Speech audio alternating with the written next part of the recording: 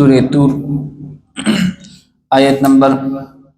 26 دریم رکو وشتم سپارہ صفحہ نمبر 10 أعوذ بالله من الشيطان الرجيم بسم الله الرحمن الرحيم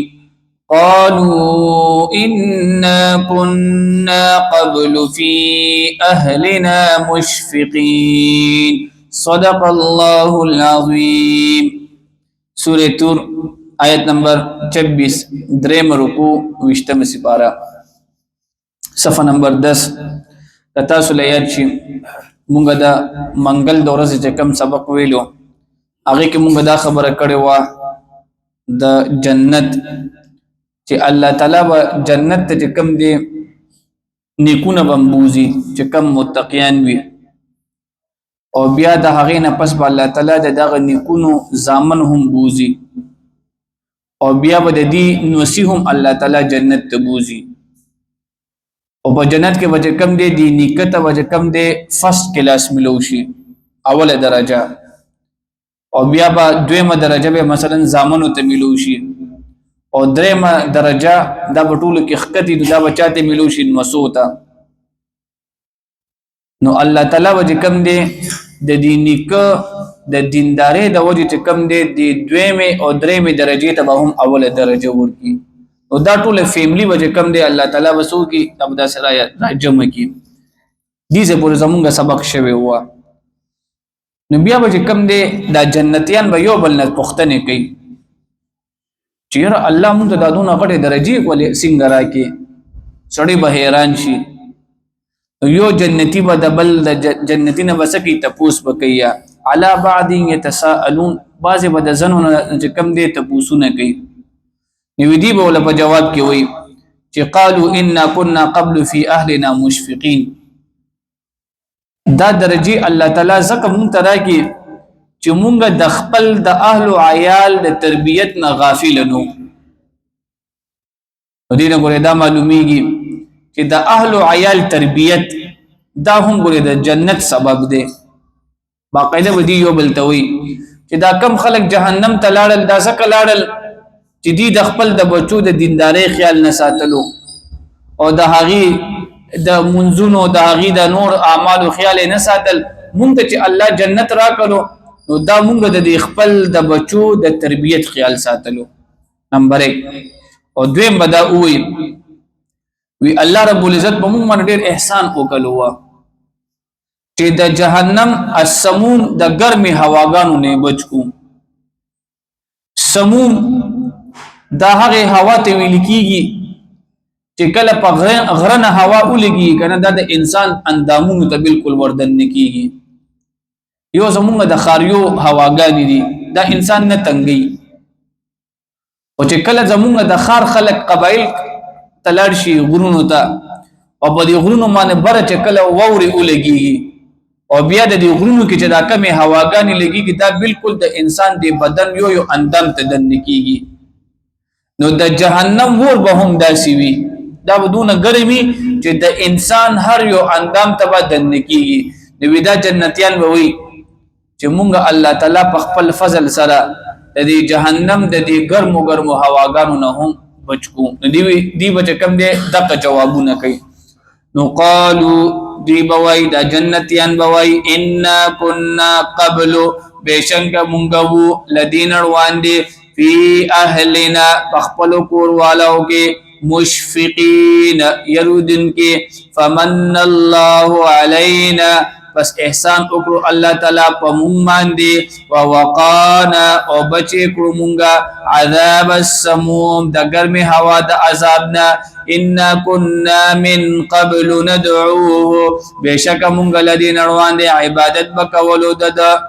انه هو البر الرحیم بیشک الله رب العزت احسان کون کے مہربان دے نبی علیہ الصلوۃ والسلام تسلی دا مختلف طریقوں ماندے تدی مکی مکرمی خلق اویل ودا پیغمبر چې کم دی ودا کاهن دی په کاهن په مسله باندې ولګزان پویو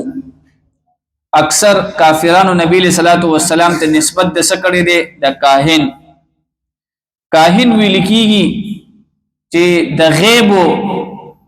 خبر خلقو ته د ځان نه ور کوي. نبی علیہ الصلوۃ والسلام فرمایي چا چې د کاهن په خبره باندې یقین وکړو نجومی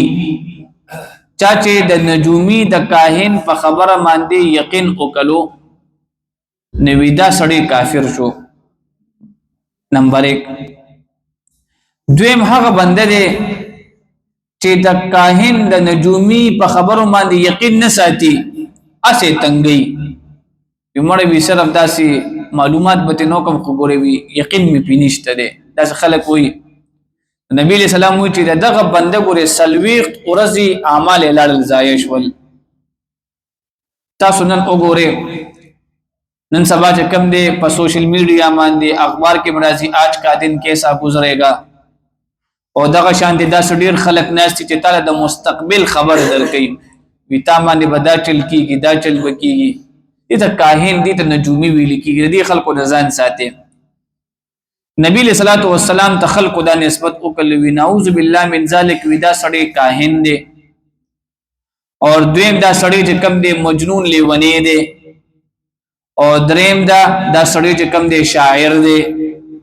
دا خبره وته شوې الله وته فرمایل وی فذکر فما انت بنعمت ربک د الله پیغمبره تب صرف کم دی نصیحت کو دی خلکو ته دا خلق بتا ته ارسوي ګورې وی زره تویم الله فرمای فما انت بنعمت ربک د الله پیغمبر ته د الله په فضل سره ته کاهن ګورې نه د الله په فضل سره ته شاعر ګورې نه او د الله په فضل سره ته کم دی مجنون لیونی نه بلکې ته محمد رسول الله ته الله تعالی پیغمبر یې. دلته الله تعالی نبی علیہ الصلوۃ والسلام ته تسلی ورکړي فذکر پست نصیحت کوا فما انت بنعمت ربک پس نبی علیہ الصلوۃ والسلام ته نه درب خپل په فضل سره بکاهن کاهن ولا مجنون او نلی ونی ام یقولون ایدی وایدا کافران شاعر دی شاعر دی نتربص انتظار کوو مونږه به پدی ریب المنون د حوادث د زمانه قلت وتوی نبی علیہ الصلوۃ والسلام تربصوا تاسو انتظار کوئ فإني معكم بشكزهم تاسو سريم من المتربصين لانتظار كونكم يم ام تأمرهم ايا حكم کوي دویتا احلامهم عقلون دوی بهذا ددي خبره ام هم قوم طاغون يا دي خلق دي سرکشا دا خلق دا خبره ولي کوي الله وی یو دا چې عقل ولا دا خبره کوي او دویم دا خلق په خپلم سرکش دي. نو ګوره دا یاد ساتي هغه وخت کې د دې عقلونه به دا خبره نه منله چې مونږ دا خبره نبی علیہ السلام ته وکوه ځکه چې هغه نبی علیہ السلام کې دا ارس ډیر نږدې نه کتلو خو دې به دا خبره سره کول امهم قوم طاغون دا به د سرکشي د وجه کول د نبی علیہ السلام سره د ضد نه د عناد نه ویره دې زمونږ مشران تنګي نو ځکه مونږ دا خبرې کوو. واخر الدعوانا الحمد لله رب